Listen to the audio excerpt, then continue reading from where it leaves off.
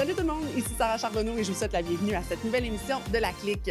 Cette semaine, on jase cinéma québécois, entre autres, avec François Papineau et René Beaulieu. Les bateaux sont en sécurité au port, mais c'est pas pour ça qu'ils ont été conçus. On rencontre aussi l'animateur Pierre-Yves Lard qui nous amène dans l'univers de la consommation. Puis est-ce qu'on le juge, ça? Est-ce qu'on trouve ça acceptable? Et une découverte électro made in Québec, Sinless. Oui, je suis fière d'avoir fait la première partie de Miss Monique, qui est une artiste que je vénère. C'est depuis la mi-mars qu'on peut voir le film Habiter la maison, mettant en vedette François Papineau sur nos différents écrans de cinéma. Question de parler de ce film qui, vous allez le voir, dresse le portrait d'une famille qui peut être plus qu'actuelle. On a eu le plaisir de rencontrer François Papineau en personne ainsi que la réalisatrice du film, René Beaulieu.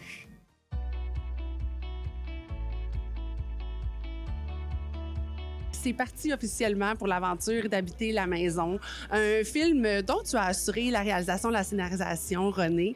Comment d'abord ce projet-là est arrivé sur ta table? Avec une envie de tourner, ça faisait quand même 4 ans presque que j'avais pas tourné. Le dernier film que j'avais tourné, c'est ça. Alors, l'inspiration est venue. J'étais dans ma maison dans le Nord et ça m'a inspiré. Ça m'a inspiré ce film-là, en fait, oui. J'ai l'impression que ce film-là va parler à monsieur, madame, tout le monde, tant les plus jeunes générations que les plus vieilles. On rencontre une famille, j'ai envie de dire, type que pourrait être une famille en 2025. François, tu en fais le père de cette famille-là qui habite justement, la famille qui habite la maison qui, malheureusement, va subir quelques événements, disons-le comme ça. Quand on t'a proposé ce rôle-là de père en 2025 d'une famille comme celle-là, comment tu as réagi? Ben, j'ai très bien réagi. D'abord, j'ai été invité à une audition avec René. Puis, j'étais tellement convaincu, j'étais tellement charmé par le scénario, puis j'étais tellement convaincu qu'il fallait que je le fasse que j'ai pas passé l'audition. J'ai comme fait un pitch de vente de pourquoi ça devait être moi qui joue Simon. Je suis allé voir René avec ça. Je pense que avant de faire qu'on joue les scènes que j'avais préparées pour l'audition, je pense que j'ai parlé pendant une demi-heure de toutes les raisons pourquoi je devais le faire. Tu sais, c'est un personnage auquel je m'identifie. C'est un homme avec une famille, j'ai des enfants qui sont pas encore en âge de partir de la maison comme ceux du film, mais je construis, j'ai bâti des maisons, je vis présentement avec ma famille dans une maison que je suis en train de finir. Mon père a fait ça aussi. Je reconnaissais dans le scénario des événements que mon père a vécu qui me touchaient puis qui m'ont fait comprendre même la dynamique familiale. Il y avait tellement de trucs là-dedans qui m'appelaient que j'ai imposé à René de me prendre.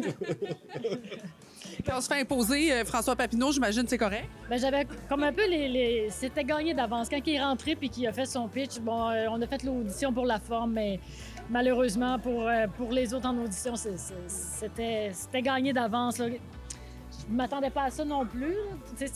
On commençait les auditions avec un qui est arrivé avec cette présentation-là, cette conviction-là. C'était un peu inattendu. Ça m'a vraiment touchée. Il y avait quelque chose là-dedans. Puis je l'avais invité, évidemment, parce qu'il y avait quelque chose de très... que je voyais chez lui comme patriarche. Puis à la suite de ça, qu'il soit aussi interpellé par le scénario, bien évidemment, moi qui étais scénariste aussi là-dessus, ça m'a vraiment touchée. Et puis ça s'est scellé avant l'audition, en fait, dans ma tête à moi. Alors, j'entends que ça a été un beau cadeau, autant de part que d'autres. Moi, c'est drôle, puis tu dis, mon père a construit sa maison, je suis en train de construire la maison. Une des premières choses qui m'a touchée, René, c'est que moi, mon père a construit sa maison pendant que ma mère était enceinte, là, maintenant 36 ans.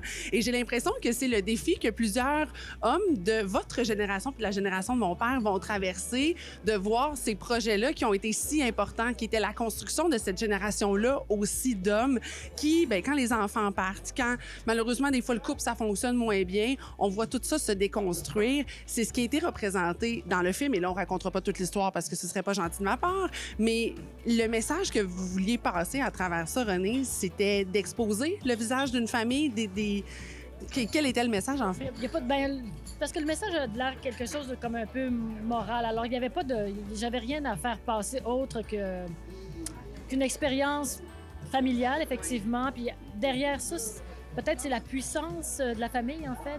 Puis la puissance dans tous les sens à la fois positive aussi, mais à la fois, c'est quand tu essaies de prendre ton envol comme jeune, puis la puissance de la famille te retient aussi, mais après ça...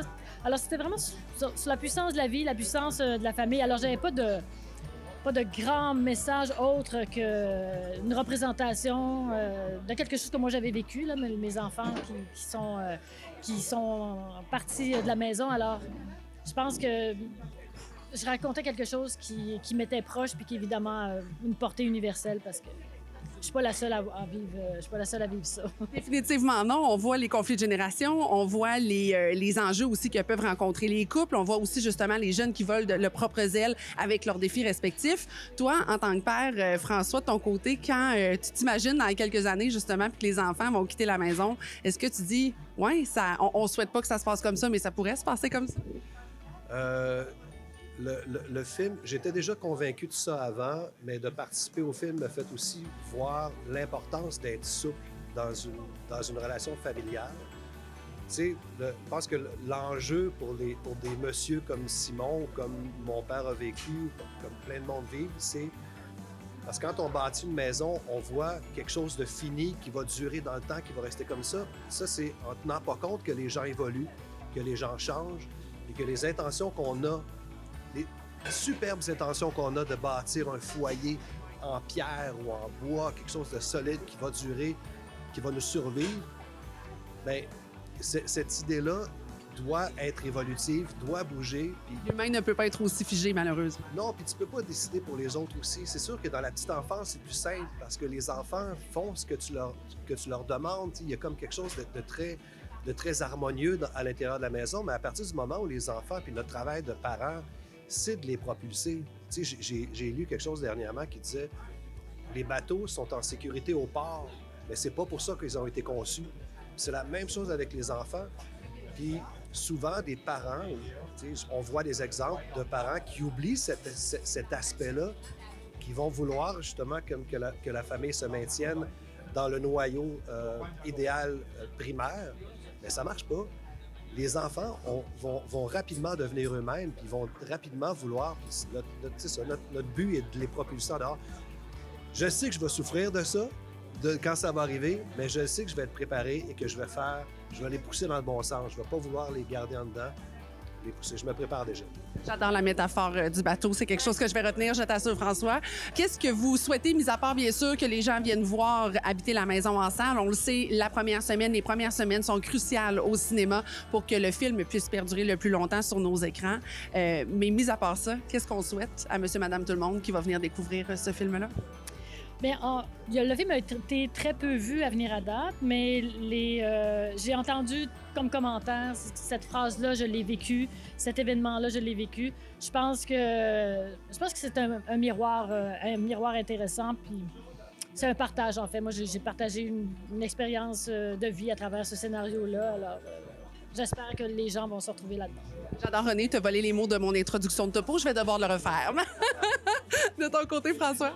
Moi, je pense que c'est un film à voir en famille parce qu'il y a plein d'enjeux là-dedans qui sont des enjeux de valeurs moraux, de communauté. Puis, chaque génération a ses défis, que ce soit le personnage de la mère que France fait, les parents, la séparation, les enfants qui s'émancipent, qui ne pensent pas comme leurs parents et qui osent le dire. Il y a plein de moments charnières de la vie à l'intérieur de ça qui représentent bien une famille.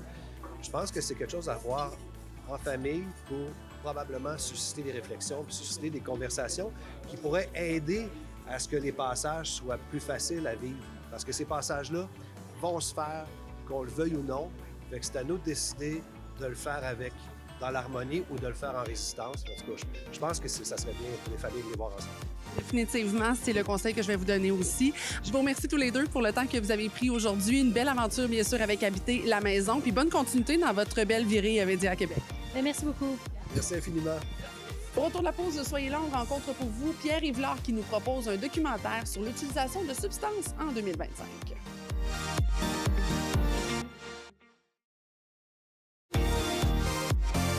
Le documentaire animé animé par Pierre-Yves Lard, Drogue, vérité et conséquences, est actuellement diffusé sur les différentes plateformes de Radio-Canada. Question d'en savoir davantage sur les motifs qui ont amené l'animateur de Québec à s'incruster dans l'univers des drogues. On a le plaisir de le rencontrer au Tapas et Liège. T'animes un nouveau documentaire de 3 épisodes du côté de Tout.tv, bien sûr, Radio-Canada, Cité-Télé, où les substances est à l'honneur, ou sont à l'honneur plutôt. Qu'est-ce qui t'a amené d'abord à vouloir t'immiscer dans l'univers de la consommation, de l'utilisation de substances, puis à vouloir comprendre qu'est-ce que c'est cette patente-là en 2025? Un voyage en Europe il y a 6 ans à peu près à Cannes où on allait présenter l'émission Sans Génie, un quiz que j'anime à STL.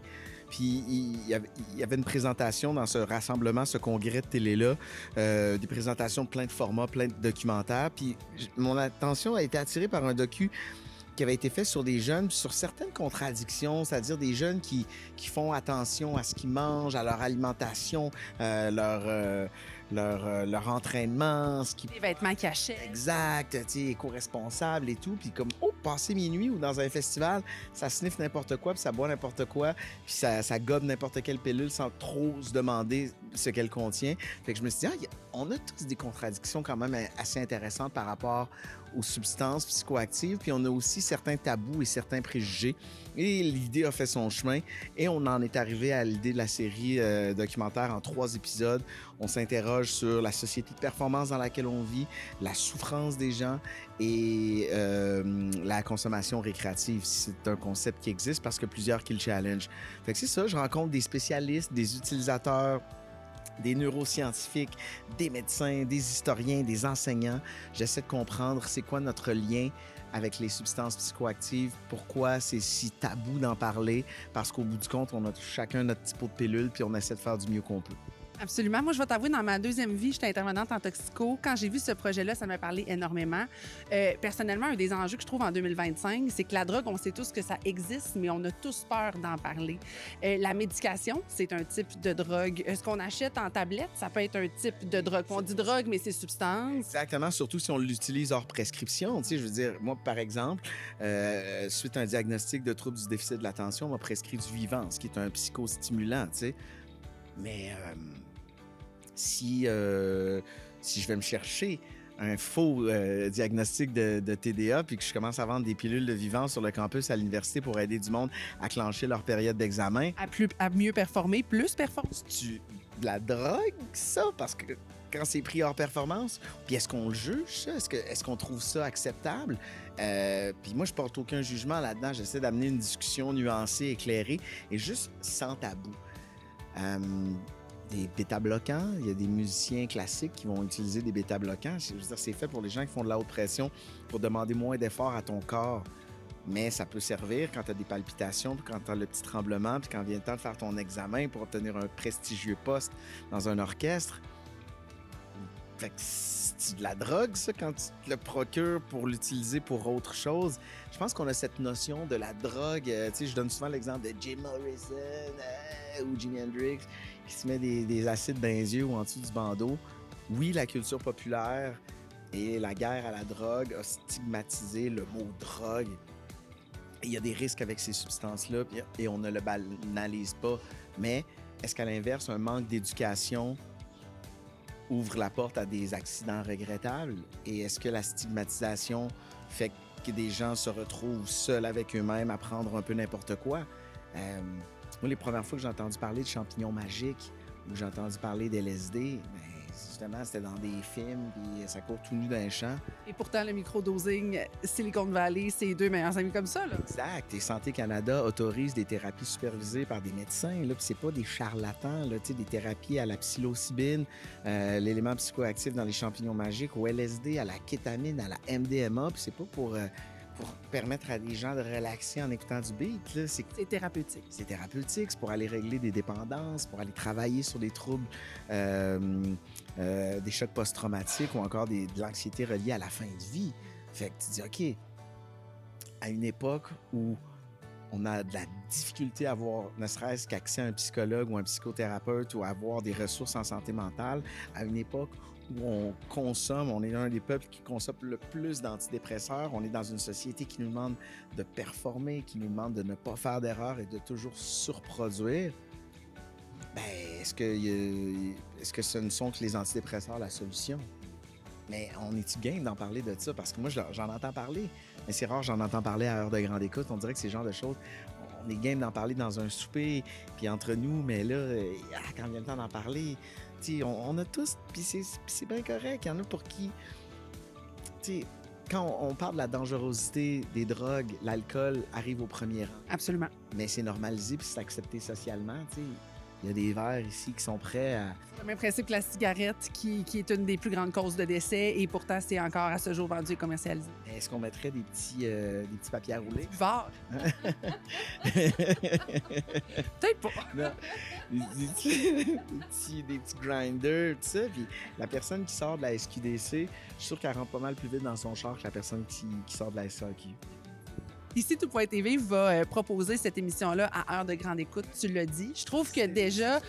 Exactement. Puis je trouve que c'est déjà un pas de plus vers la discussion autour des substances, autour de l'utilisation de ces substances-là. Puis souvent, ça me fait penser, malheureusement, au suicide. On a souvent peur de parler de ce genre de problématiques-là parce qu'on a peur de donner le goût ou encore d'amener des scénarios catastrophes. Mais au contraire, plus qu'on en parle, plus qu'on démocratise, puis plus peut-être les gens vont être capables d'aller chercher de l'aide, des ressources ou encore de mieux consommer, mieux s'informer. Oui, c'est ça. Parce qu'en faisant ça, en se privant de la discussion, je trouve qu'on joue le jeu de ceux qu'on critique, de la droite américaine qui vont dire hey, « ne parlons pas de diversité sexuelle parce qu'on va donner le goût à nos enfants de fourrer! » C'est pas comme ça que ça fonctionne. Absolument pas. Fait que si on tient ce discours-là d'ouverture, de sensibilisation et d'éducation, ben si ça tient la route en matière d'éducation à la sexualité, ben je suis pas en train de dire qu'il faut aller parler de microdoses à des enfants de 3e année, puis on s'entend que... Faut ajuster le discours en fonction du public. Il y a un cas, on banalise l'utilisation des substances psychoactives où on suggère à des jeunes de le faire. Là, on va pas là, puis c'est un documentaire qui s'adresse aux adultes. Mais peut-être qu'en écoutant ça, on va se dire hey, ça me donne peut-être plus d'outils pour discuter avec mes enfants le jour où ça arrivera, tu sais. Fait que moi, je me pose pas en exemple ou en contre-exemple non plus. Là. C'est pas comme, hey, regardez, moi, j'ai fait ci, moi, je fais ci. C'est le porteur de questions. Exact. Pour qu'on, tu comme, regarde, moi, là, j'ai posé des questions à des experts. Maintenant, faites-vous votre idée, mais maintenant, j'ai pas la prétention que ce documentaire-là a couvert le sujet, tu sais. On aurait pu faire une série de 25 épisodes. D'après moi, on n'aurait pas eu encore assez. Ah oui, vraiment, mais... Là, en tout cas, on a commencé avec 3, on verra. On met la table. Lundi soir? Lundi, les 3 prochains lundis, en fait, à 21h sur ICI Télé, en direct en même temps sur Tout.tv et après ça, en rattrapage sur cette plateforme. Soyez là dans quelques instants sur la clique. On vous amène à la rencontre d'une artiste de Québec, une beatmaker de Québec qui, vous allez le voir, ne laisse personne indifférent.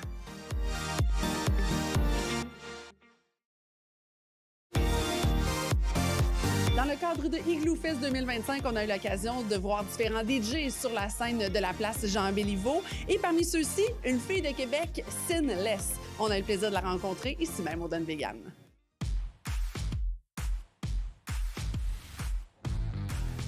On a eu plein de belles découvertes dans le cadre de l'Igloo Fest 2025 et l'une de celles-ci, c'était une fille de chez nous, Sinless, très contente de te recevoir sur la clique aujourd'hui. Allô, merci de me recevoir. Alors là, j'imagine que tu redescends tranquillement de ta bulle de l'Igloo Fest en première partie de Miss Monique vendredi soir dernier. D'abord, cette invitation-là pour l'Igloo Fest, comment tu l'as reçue? Premièrement, oui, je suis encore sur un hype, absolument. Je reçois encore une belle vague d'amour de tout le monde, puis je vous en remercie sincèrement, ça me touche direct au cœur. J'ai reçu énormément de messages, j'ai été une belle découverte des Igloo Fest, etc., des gens qui ne me connaissaient pas, fait que ça me touche premièrement au cœur.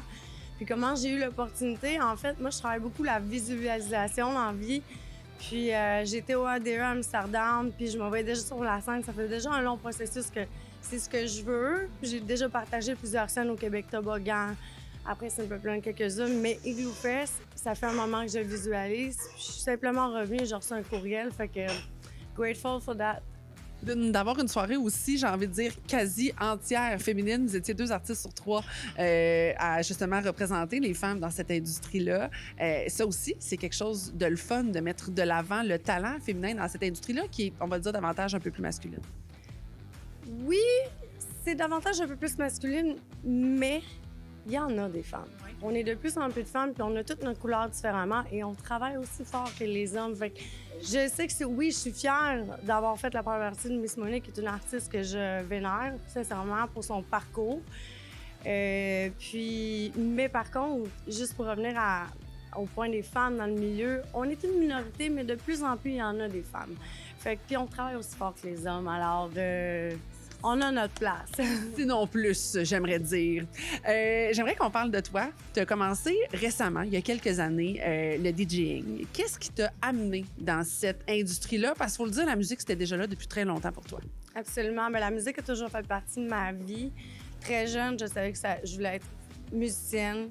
Mais mon parcours, je pense, en tant que musicienne, n'est pas négligeable aujourd'hui en tant que DJ parce que l'audition, Louis, comment produire, etc. Bien, il y a un parcours à cheminer, puis je pense qu'il n'y a rien qui arrive pour rien.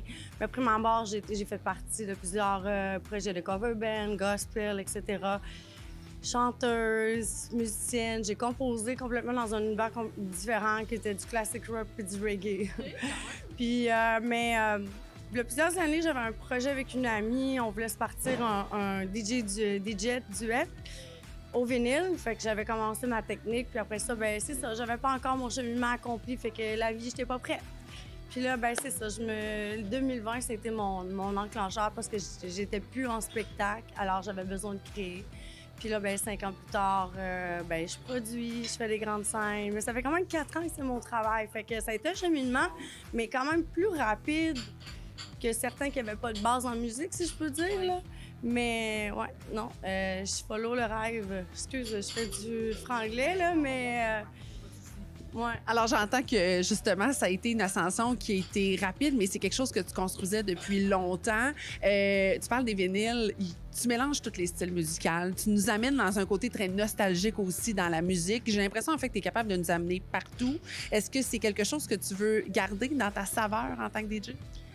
C'est une très bonne question parce que souvent, les DJ ou les musiciens, ils ont leur ligne directrice, style musical X, et c'est ce qu'ils font. Puis, je suis pas à la recherche de mon identité parce que je sais que de plus en plus, moi, qu'est-ce que j'aime, c'est des sons pesants, groovy, des synthétiseurs. Mais comme vous avez dit, j'adore la nostalgie. Fait que j'ai vraiment un background qui peut aller dans le classic rock, qui peut aller dans le rap, dans l'harmonie. Fait que je m'amuse un peu là-dedans, puis ma force, ça va être vraiment ma recherche musicale selon c'est quoi ma ligne directrice ou à quel niveau je peux me laisser aller. Puis clairement, avec Gloufest, je pouvais me laisser aller. Bien, c'est ça, j'allais dire, parce que vous avez à vous adapter nécessairement au public qui est en avant de vous. Vous avez à vous adapter aussi à des changements d'horaire. On a vu sur Instagram passer la programmation en disant « Tout, on a un petit changement au calendrier ». Quand ça débarque dans ta cour, dans ce temps-là, on est-tu content parce qu'on peut jouer plus longtemps ou il y a un petit stress, une petite fébrilité qui peut débarquer avec ça? C'est sûr qu'on prend l'opportunité que j'ai fait. Non, on le prend absolument. On s'adapte. C'est qu'on voit des personnes qui peuvent s'adapter à ceux qui vont reculer. Mais pour ma part, j'ai pris l'opportunité, les pieds joints, puis j'ai fait « let's go ». J'ai été assez pesant à la fin. OK. Puis l'adaptation avec le public, parce que d'un spectacle à l'autre, d'un festival à l'autre, ton monde en avant de toi est pas tout le temps le même. Par contre, bien que l'intérêt pour le même genre de musique est là, est-ce que tu es du genre à sortir de ce que tu avais prévu dans ton DJ set pour suivre un peu plus la vibe de la foule ou au contraire, tu te fies à ta ligne que tu avais décidé dès le départ? C'est une très bonne question, encore une fois. J'ai vraiment hésité à celle-ci, je veux dire, à la préparation de cet événement-là des Gloufest. Pourquoi?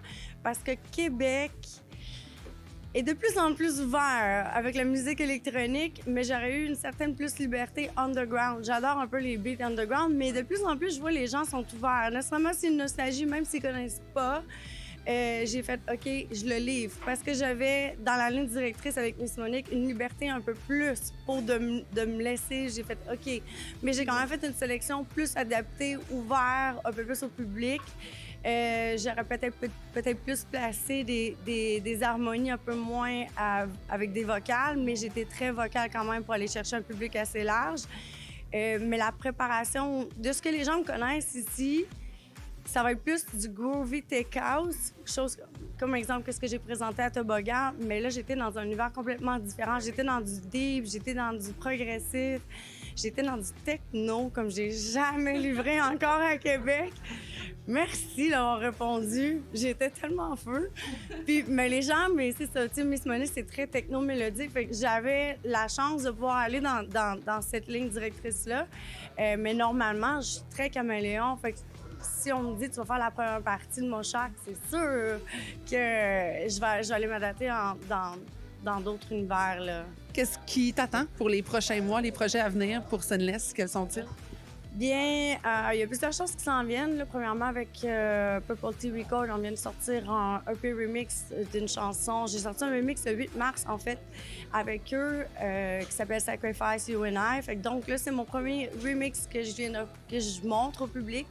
Mais je travaille actuellement sur mes chansons à moi, donc dans l'espérance de pouvoir sortir un EP ou quelques singles d'ici l'été. Fait que je travaille vraiment sur mes projets de création, de pouvoir livrer quelque chose qui va avoir un peu plus ma couleur et dans l'espérance de pouvoir apposer ma voix.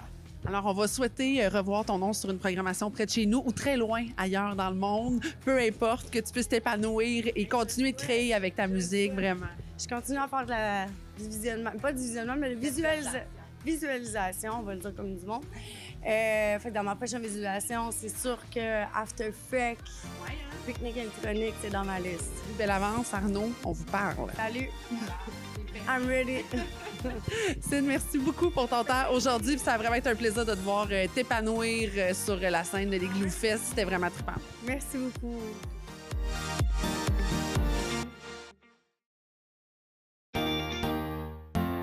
Ben voilà, c'est ainsi que se conclut l'émission pour cette semaine. J'espère que vous avez apprécié nos différentes rencontres. Comme à l'habitude, je vous invite sur le télémag.tv ou encore sur le laclique.com pour aller revoir nos précédentes émissions et nos différentes entrevues. Et je vous lance encore l'invitation. On se donne rendez-vous jeudi prochain, même heure. Bye bye tout le monde.